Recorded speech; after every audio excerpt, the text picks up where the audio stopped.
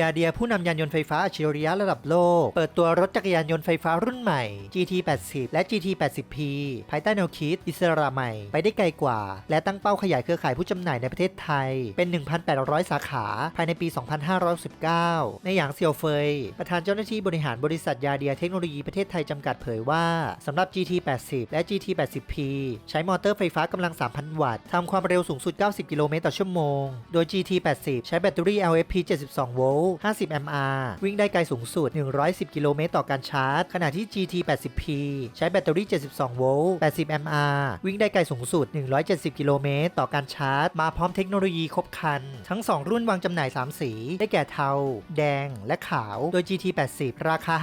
57,900 บาทและ GT80P ราคา 69,900 บาท